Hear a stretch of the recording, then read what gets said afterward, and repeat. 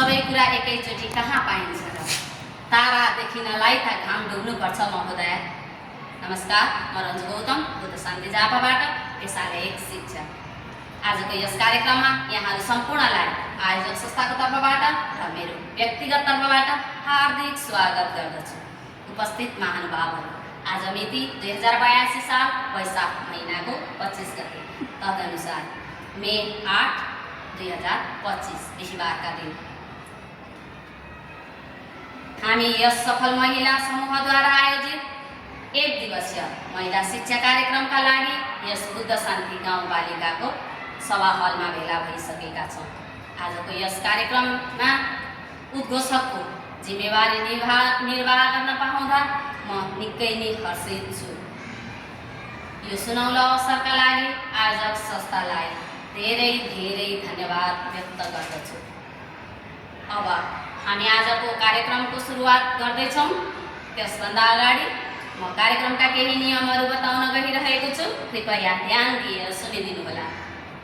हुन त हजुरहरू शिक्षित र सभ्य हुनुहुन्छ, तर पनि कार्यक्रमलाई अझै बढी सभ्य र भव्य बनाउनका लागि केही नियमहरू पालना गर्नुपर्नेछ। कृपया कार्यक्रम अवधिभर शान्त भएर बसिदिनुहोला। आफ्नो मोबाइललाई साइलेन्स मोडमा राखिदिनुहोला। 10 बजेबाट सुरु भएको यो कार्यक्रम दिउँसोको 2 बजेसम्म निरन्तर चलिरहनेछ। शौचालय सभा हलको तल्लो तलामा रहेको छ भने पिउने पानी सभा हलको बाहिरपट्टि रहेको छ। कार्यक्रमको सुरुवातमा म आसन ग्रहणलाई जोड्दैछु। अतिथिज्यूहरू आउने क्रम जारी छ। म विभिन्न व्यक्तित्वहरूलाई आसन ग्रहण गराउँदै जानेछु। हाम्रा स्वयंसेवक मित्रहरूले कृपया उहाँहरूलाई खादा र माला लगाई सहयोग गरिदिनु हुन हार्दिक अनुरोध गर्दछु। सफल महिला समूहद्वारा आयोजित एक दिवसीय महिला शिक्षा कार्यक्रममा अध्यक्षता ग्रहण गरिदिनु हुनलाई यसै संस्थामा लामो समयदेखि कार्यरत यसै संस्थाकी अध्यक्ष श्री मुनादेवी अर्यालज्यूलाई हार्दिक अनुरोध गर्दछु। अब भने सभाध्यक्षको अनुमति लिँदै म आसन ग्रहण क्रमलाई नै अगाडि बढाउँदैछु। सर्वप्रथम म आजको यस कार्यक्रममा प्रमुख अतिथिको आसन ग्रहण गरिदिनु हुनका लागि बुद्ध शान्ति गाउँपालिका वार्ड नम्बर 1 की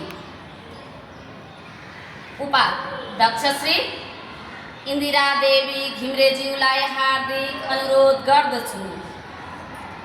यसै गरी विशेष अतिथिको आसन ग्रहण गरिदिनु हुनका लागि यसै बुद्ध शान्ति गाउँपालिकाकी समाजसेवी तथा ज्येष्ठ नागरिक हाम्री ममतामयी माता श्री तारा देवी गौतमज्यूलाई हार्दिक अनुरोध गर्दछु।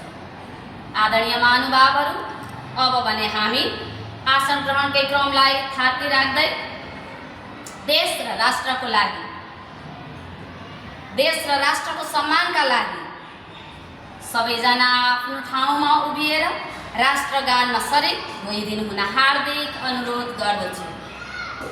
धन्यवाद। आदरणीय महानुभावहरू, अब भने म आफ्ना पुष्परूपी शब्दहरूले यहाँ स्वागत मन्तव्य राखिदिनु हुनका लागि यसै सभाका उपाध्यक्ष श्री सेमन्ता कोइरालाज्यूलाई हार्दिक अनुरोध गर्दछु।